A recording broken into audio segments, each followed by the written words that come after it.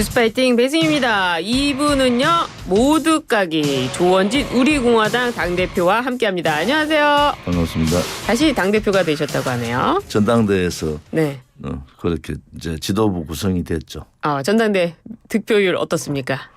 뭐 저는 단일 후보니까 예. 이제 선관위에서 지명하는 거고 그러셨군요. 5분 최고위원 중에 4분이 뽑혔죠. 그래요. 우리공화당 어떻게 앞으로 이끌어 가십니까? 아무튼 소외된 정치에 외면당하고 있는 국민들을 대변해야 되겠다. 대변해야 되겠다. 그리고 양당보다는 좀 더 신선한 정책들을 네. 앞서서 내서 국민의 바다 속으로 붕덩 들어가 보자. 네. 우리의 진정성을 국민들한테 좀 더 알려보자. 그런 생각을 갖고 있습니다. 그렇습니다. 어제 축구도 보셨다면서요? 조금 피곤하네요. 예. 역시 예. 손흥민 선수 보면서 네. 우리 정치권에도 손흥민 선수 같은 타자들이 좀 나와야 되는데 네. 아쉽다. 그 생각을 했어요. 그래요. 윤 대통령이 한동훈 국민의힘 대표 없이 여당의 일부 최고위원과 중진 의원들과 이른바 번개 만찬을 가졌는데요. 이거 어떻게 보셨습니까? 저는 뭐 윤상현 의원하고 가끔 통화도 하는데 뭐 중진 의원이 한 분 뭐 뵙겠다 추석 전에 그러고 인유한 최고가 같이 배석했다 하는 것은 여러 가지 현안에 대해서 얘기를 들을 수 있는 거죠. 네. 그런데 지금까지 집권 여당의 당대표 측근들이 대통령실에 만찬을 가지고 시비 거는 건 처음 봤어요. 그래요. 그리고 본인들 관리를 잘해야 되는데 한동훈 주변의 측근들이 정치력이 너무 약하다. 그리고 상황 판단도 잘 못한다. 그래서 아쉬운 점이 좀 있어요. 그래요? 사실은 기대하는 국민들이 많았을 텐데 윤한 갈등으로 비춰지고 그것이 용산의 만찬까지 거론을 한다. 그것은 조금 지나치다 이래 보는 거죠. 지금 한동훈 대표가 이제 2달 가까이 되잖아요. 풀어야 될 문제가 산적해 있고 여야정 이제 의협과의 관계 이런 부분들을 해야 될 일이 되게 많거든요. 그러면 용산 쪽하고 협의를 해서 잘 해야 되는데 윤한 갈등으로 계속 비치니까 또 갈등에 앞장선 쪽은 한동훈 대표 쪽에서 먼저 자꾸 말을 걸잖아요. 이번에 만찬 같은 경우도 뭐 한대병 대표 측근이 왜 그런 얘기를 해요. 대통령이 만찬하는 것까지 당대표의 측근들이 시비를 건다. 그것은 저는 옳지 않다고 보는 사람이고 오히려 자체적으로 뭐가 부족한지 왜 한동훈의 거품이 쭉 빠져버리는가 이런 부분에 대해서 좀 고민할 시점이 됐어요. 지금 한동훈의 거품이 빠졌다 이렇게 말씀을 하셨는데 한동훈 대표의 거품 어떤 거였습니까? 저는 한동훈 대표가 정치권에 들어올 때 이미 저분은 3개월 만에 어떻게 대한민국의 모든 상황들을 다 아는 것 같이 그렇게 행동하지 너무 오만하다. 두 번째 측근들의 정치력이 너무 부재다. 그리고 지금은 한동훈 대표가 용산의 문제를 거론할 때가 아니고 당내 그리고 이재명의 민주당과의 어떤 관계 설정 그리고 용산이 풀지 못하는 부분들을 당에서 많이 풀었어요. 과거에는. 그런 부분에 좀 집중해라. 용산에 신경 쓰기보다는 본인 스스로 뭘 할 것인지 집중하지 않으면은 한동훈 신드롬은 오래가지 못한다 이래 봅니다. 한동훈 신드롬이 오래가지 못한다면 당대표 수행하는 데 있어서 임기를 다 채우지 못한다 이런 예측까지 가능할까요? 그러니까 대통령 임기가 아직 뭐 2년하고도 한 10개월 남아있는 상황에서 한동훈 대표가 여러 가지 상황들을 고려해야 되는데 한동훈 대표의 측근들이 정치력도 부재하지만 너무 조급하다. 정치는 그런 게 아니거든요. 조급하다. 그래서 가끔 본인의 비판적인 뭐 친윤이 됐던 비판적인 중진들하고 좀 얘기를 좀 많이 해보면은 여러 가지 방향들이 잡힐 거다. 지난 총선 때도 우리가 지속적으로 보수 대통합 국민의힘 아닌 제야의 보수들이 굉장히 괜찮은 사람들이 많단 말이에요. 세력들이. 그렇죠. 그것을 다 무시하고 총선을 치러서 어떻게 이기겠습니까? 다 합쳐가지고 투표율을 높여야지 수도권에도 선전할 수 있는데 그런 부분들을 하지 않고 눈에 보이는 것만 보면은 다 이길 것 같죠. 그런데 실질적인 국민의 마음은 상당히 이 지금 정권이나 예. 국민의힘에 비판적이다. 이것을 어떻게 뛰어넘을까 하는 것이 한동훈 대표가 풀어야 되는데 시간은 째깍째깍 가고 있어요. 예. 이제 뭐 11달 정도밖에 안 남았다고. 예. 그래 되면은 할 일이 뭐가 있겠습니까? 제가 의정 갈등 문제를 풀었으면 좋겠다라고 얘기한 적이 있잖아요. 예. 잘 됐으면 좋겠어요. 잘 또 됐으면 용산도 이 문제에 대해서는 네. 당을 믿고 한번 맡겨볼 필요도 있다. 예. 이런 생각이 있습니다. 지금 의협 갈등의 가장 중요한 부분들은 네. 뒤에서 좀 인원수의 문제가 아니잖아요. 그렇죠. 뒤에서 좀 여쭤볼게요. 이 의정 갈등은. 알겠습니다. 또 한동훈 신드롬 좀 꺼져가고 있다 이런 말씀 해주시면서 조언을 아끼지 않으시네요. 근데요. 지금 민주당의 일부 의원이 한동훈 대표의 외모를 품평하는 발언을 해서 논란이 되기도 했습니다. 진성준 더불어민주당 의원이요. 불쾌감을 줬다면 사과한다 이렇게 발언을 했는데 오히려 또 조국 대표는요. 정치력에 대한 평가를 가지고 뭐 그렇게 오바를 하느냐 그런 취지로 또 이야기를 했더라고요. 어떻습니까? 이런 반응들이요. 조국 대표나 진성준 정책의장이 본인을 돌이켜 보면은 네. 그 외모 가지고 얘기할 상황이 됩니까? 아 그렇습니까? 지금 뭐 180cm 얘기를 나와서 대한민국 평균 남자들의 키 50대 남자들의 키 평균은 170대일걸요. 너무 국민들의 마음들을 아프게 하는구나. 네. 그리고 되게 할 일들이 없다. 왜 그런 상황까지를 가느냐. 오히려 그것이 야당한테 네. 민주당이나 조국 혁신당한테 도움이 될까? 저는 그렇지 않다고 봐요. 자기들을 지지하는 사람들한테는 예. 웃음으로 뭐 그런 식으로 보이지만은 대부분의 국민들은 참 할 일들 없다. 추석은 다가오고 물가 문제부터 어려운 문제 뭐 여러 가지가 국민들을 아프게 하는데 네. 뭐 그런 식으로 얘기를 하는 게 결코 국민들이 도움이 안 된다 이래 보는 거죠. 그래 뭐 이게 공중파나 뭐 이런 방송에서 한 것이 아니라 뭐 일부 유튜브에서 했다고 하는데요. 뭐 여러 가지 발언 중에 하나일 거로 생각이 됩니다만 이 한동훈 대표에 대한 평가가 이렇게 낮아지고 있다 이런 취지로 계속 봐야 될까요? 야당은 뭐 평가 자체를 네. 의도적으로 낮게 하는 거죠. 지금 뭐 김건희 여사 문제라든지 의협 갈등이라든지 최상병 문제를 이슈화시키는 것은 야당이 잘하잖아요. 예. 툭툭 던지고 이슈화는 시키는데 그 한복판에 있는 국민들의 마음은 잘 읽지 못한다. 그래서 걱정이 되는 부분이 많습니다. 네. 외모 지상주의. 뭐 대한민국이 외모 지상주의가 많이 된 지가 오래됐어요. 그런데 예. 그것을 굉장히 비판하는 사람도 많잖아요. 예. 그런데 지금 다시 정치권에서 외모를 가지고 네. 얘기하는 자체가 우습다. 네, 알겠습니다. 국민 걱정이 많다고 해주셨는데요. 문재인 전 대통령 사유의 채용 특혜 의혹과 관련해서 수사가 진행되고 있습니다. 근데 또 박지원 의원은요. 배응망덕한 수사를 하고 있다. 문 전 대통령을 검찰에 소환하면 역풍이 불 거다. 또 민주당 의원들은요. 당당하게 검찰 조사에 임하지 마시라 이렇게 이야기를 하고 있는데요. 문 전 대통령을 소환하면 역풍이 정말 부는 겁니까? 무슨 역풍이 붑니까? 제가 질문 드릴게요. 역풍이 붑니까? 오히려 네. 아마 윤 대통령 지지율이 올라갈 걸요. 그래요. 왜냐하면 뭐 이원석 총장의 기대가 예. 많이 미흡했잖아요.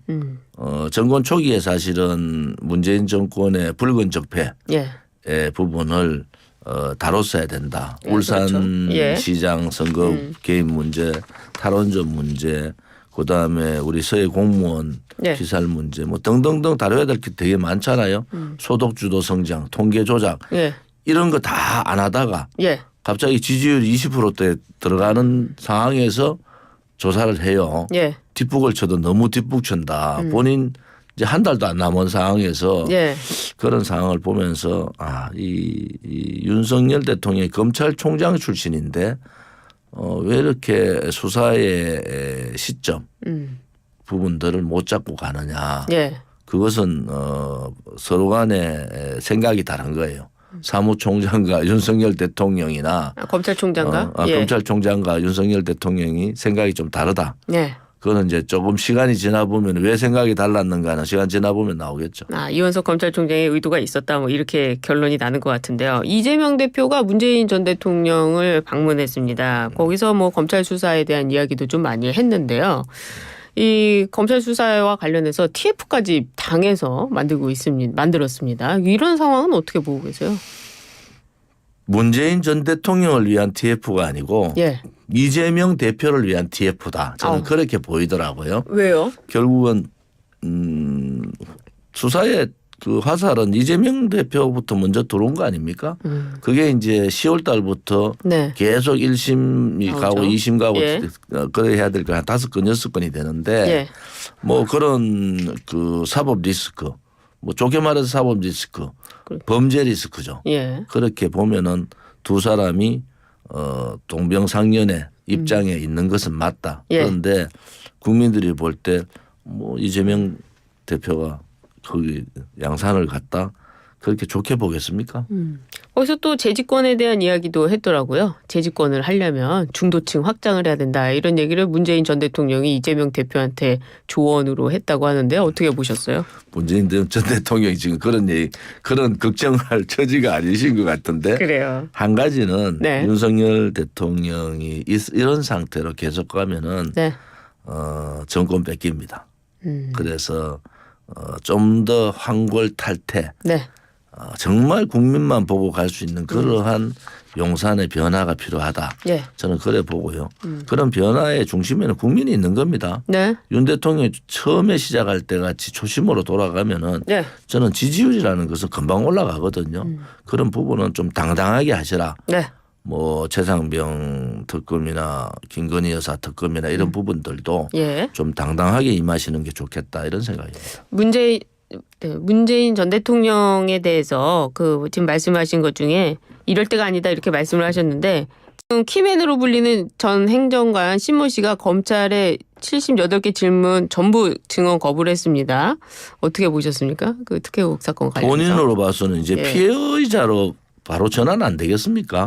개입 사건이 명확하게 나오기 때문에 예. 그런 부분에 있어서는 뭐 본인의 방어라 그거는 볼 수 있지만은 예. 이 문제는 그렇게 어려운 문제가 아닙니다. 사실이 다 예. 국민들도 사실 다 아는 내용이기 때문에 수사에 뭐 시간을 끌 필요는 없다 예. 이렇게 보는데 그보다 더 문 전 대통령의 사법적인 문제는 되게 많잖아요. 예. 이걸로 끝날 건지 지속적으로 갈 건지의 예. 문제는 이제 사법부에서 검찰에서 판단을 어떻게 하느냐에 따라 다르겠죠. 사실은 문재인 전 대통령도 피의자로서 그 공판전 증인신문 요청을 했다고 하는데 지금 나가지를 않는 상황입니다. 그럼 어떻게 보세요? 나가야죠. 네. 본인들이 박근혜 대통령 예. 그 전국에 탄핵 전국에서 했던 얘기들이 본인 발등을 잘 찍고 있잖아요. 예. 그 말대로 실천하면 됩니다. 말대로 추천하면 된다. 전직 대통령, 현직 대통령도 다 수사받으라고 했는데 네. 전직 대통령이 수사를 안 받는 건 아니죠.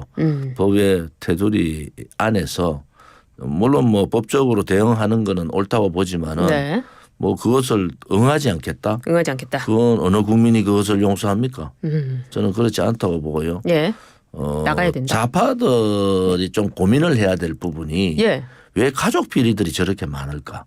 이 부분에 대해서 좀 고민해야 됩니다. 고민을 해야 됩니까? 터지면은 반성이 아니고요? 반성이 아니고 고민을 안 하고 있으니까 네. 반성과 고민을 같이 해야 되죠. 왜 좌쪽은 터지면은 가족 비리, 전직 대통령의 가족 비리들이 네. 저렇게 터질까라는 부분에 있어서는 냉정하게 좀 봐야 된다. 냉정하게 봐야 된다. 뭐 좌측을 지지하는 국민들도 그런 부분에 있어서는 냉철한 시각으로 좀 지켜볼 필요가 있다 이래 봅니다. 예, 뭐 특검법 말씀을 하셨는데요. 야권에서 김건희 여사 뭐 명품백 수수 의혹과 또 도이치모터스 주가 조작, 총선 개입 의혹 등이 포함된 특검법의 속도를 올리고 있습니다. 앞서서 윤석열 대통령이 이런 특검법에 당당하게 임하면 좋겠다 이렇게 말씀을 하셨는데 좀 논평해 주시죠. 지금 이제 반이 조금 더 남아 있는 대통령의 임기 중에 네. 김건희 여사의 문제가 지속적으로 계속 갈 거냐에 고민을 해야 될 시점이다. 그래서 김건희 여사께서 좀 억울한 부분이 많을 거예요. 네. 왜곡된 것도 많고 또 여러 가지 이 국민들한테 잘못 전달된 부분도 많은데 이제는 김건희 여사의 입장 정리를 할 필요가 있다. 이것을 하반기까지 끌고 가기에는 네. 너무 사안이 너무 중하다. 그래서 억울한 부분이 많기 때문에 국민들은 솔직하게 당당하게 하면은 예. 우리 대한민국 국민들은 이해를 하거든요. 이것을 야당의 프레임에 지금 갇혀가지고 네. 야당은 성공한 거죠. 최장병 특검이나 최장병 특검인데 최장병에 대한 관심 별로 없어요. 야당이. 예. 김건희 여사 특검도 당당하게 하면은 별로 밀릴 게 없다. 예. 그런데 이거를 계속적으로 방어적인 전략으로 가다 보면은 이제는 램덕덕합니다. 이게 임기가 지금은 2년 10개월 정도 있어서 그런데 예. 이게 임기 가반이 넘어가는 순간부터는 굉장히 어려운 상황이 되거든요. 그래서 제가 얘기하면 억울하지만은 좀 당당하게 임하시라. 억울하지만 예. 국민을 믿고 하시면 된다 이래 보는 거죠. 근데 그 진짜 김건희 여사가 사과를 하게 될 경우에 오히려 민주당 쪽에서 그 사과를 빌미로 특검법을 더 추진하지 않을까요? 특검법은 어차피 추진합니다. 네. 그것을 국민의힘이 이건 특검법에 따라서 어떻게 처신하느냐가 다르고 용산 대통령실 어떻게 하느냐가 다른데 제가 당당하게 하라는 것은 더 이상 야당의 프레임에 갇히지 말라는 소리예요. 네. 이렇게 갇히면은 용산 대통령실이 위험한 게 아니고 국민들이 불행해져요. 네. 해야 될 일이 너무 많은데 그렇죠. 기업까지 하나 실천 못하고 이런 상태로 가면은 국민들만 피곤하고 네. 힘들어진다. 이런 관점에서 보면은 제가 왜 당당하게 임해라라는 부분도 중요할 겁니다. 그래서 뭐 특검법과 관련해서는 뭐 받고 털어가라 이런 소리인가요? 이런 말씀이신가요? 예. 알겠습니다. 그 지금 추석을 앞두고 의료 공백이 우려되는 상황인데요. 지금 의료계가 좀 너무한 거 아니냐. 추석에 응급실에서 일하는 의사들 블랙리스트까지 만들어서 뭐 허위 정보를 흘리고 있다. 또 전공의는 어떻게 보면 입학생들과는 전혀 관련이 없지 않습니까? 그런 상황에서 의료계가 이렇게 하는 부분들 이제 좀 국민들께서도 보고 계신데 의정 갈등 해결 문제는 어떻게 해결해야 될까요? 저는 이제 예. 좀 다른 시각으로 보면 윤석열 대통령의 이 의사들에 대한 그 진료 관련 개혁 부분은 국민들한테 많이 알렸어요. 아 이게 뭐가 문제인가는 이제 국민들이 아세요. 의대 정원보다도 더 중요한 필수 의료, 네. 지역 의료, 예. 그다음에 응급 의료에 대한 부분들을 국민들이 인식을 하고 있거든요. 그렇죠. 그런 이러한 이러한 의사들을 어떻게 그렇게 배치를 할 거냐 이런 게 되게 중요하지 않습니까? 네. 그런 면에 봐서는 의료개혁의 반은 성공한 거다. 그래서 숫자에 매이지 말고 예. 지금 그 여야정 협의체에 예. 좀 맡겨둘 필요가 있다. 지금 예. 용산이나 보건복지부 관련한 사람들로 봐서는 풀기가 힘들다. 그래서 오히려 의사들의 정원 부분에 매일 필요가 없이 예. 국민들한테 예. 필요성을 이제 인식을 하거든요. 예. 그럼 그 이제 지역 의사제라든지 의료 수가 상승이라든지 이런 부분을 조정을 해서 국민들한테 실질적인 혜택을 주면은 의료개혁의 실패는 아니다 이래 보는 거죠. 의대 증원 문제는 2,000명 고집하는 게 아니라 이번에도 교육계랑 그리고 대학에서 협의를 해가지고 1,509명으로 좀 조정을 했습니다. 내년도 조정을 한다고 했고요. 근데 그게 왜 자꾸 2,000명이라고 고집한다 이렇게 나오는 거죠? 그러니까 이제 프레임에 갇힌 거잖아요. 예. 2,000명이 아니라 1,509명이라고 좀 자주 얘기를 해야 되잖아요. 네. 저는 의사 친구들 많은데 예. 총선 전에 사실은 그 1,000명 선으로 정리를 우선 하는 게 좋았다. 그리고 왜 의료교육이 필요한 부분에 대해서 좀 더 강조를 했으면은 예. 아마 굉장히 호응을 얻었을 텐데 시기를 놓쳤어요. 네. 방법과 방향은 옳았는데 집행하는 과정이나 시기적으로는 놓쳤다 이래 보는 거죠. 그 제2 그 복지부 차관의 거치 뭐 스스로 선택해야 될까요? 본인이 물러나야죠. 본인이 물러나야 된다. 제가 예. 그 공무원 연금 개혁할 때 예. 그것도 복지부 관련인데 관료들의 특성이라는 게 자기들 생각을 절대 물리지 않아요. 그래요. 용산도 거기에 빠져 있다 이래 보기 때문에 이 문제를 털고 가기 위해서는 여야정 협의체가 대안을 제시하면은 그러한 결단도 용산 대통령실에서 할 필요가 있다 이래 봅니다. 근데 또 보면요. 전공의를 대표하는 박단 의협 비대위원장은요. 임현택 의협 회장에 대해서 전공의와 의대생을 대표하지 않는다면서 사퇴를 촉구했습니다. 의사들 내부에서도 단합이 안 되는 것 같은데요. 의어 갈등이죠. 의사들끼리의 갈등 문제는 의사들이 풀어야죠. 예. 그래서 정부는 어떤 누구와 단체가 들어오든 예. 들어오면은 이제 의사 수의 전면 백지화라는 것은 있을 수 없고 그렇죠. 조정을 하고 예. 여야정 협의체가 대안을 내면은 의협 쪽에서도 거기에 대안을 받으면서 대강 마무리 정리를 할 필요가 있고 예. 실질적으로 의사들한테 필요한 부분들을 이번 기회에 많이 알렸잖아요. 예. 용산은 필수 의료, 지역 의료, 응급 의료에 대한 부분을 알렸고 또 의사들의 입장도 많이 알렸기 때문에 지금으로 봐서 이제 양쪽 다 윈윈할 수 있다. 그렇게 봅니다. 앞서서 좀 추가 질문을 더 드려야 될 것 같은데 지금 민주당이 진행하고 있는 그 김건희 여사 특검법과 관련해 가지고는 제3자 특검법이라고 하지만 제3자 특검법이라고 하는데 그걸 또 이제 비토권도 있지 않습니까? 이거를 대통령실에서 받아야 되는 겁니까? 제3자 특검법이든 저는 대통령실에서 나서서 굳이 그 부분에 대해서 수세적인 방향으로 할 필요 없다. 이제 많이 알려졌어요. 받아라. 김건희 여사 특검법에 문제가 많다는 걸 국민들이 많이 압니다. 그래서 좀 더 당당하게 하셔라. 거부하라는 말씀이세요?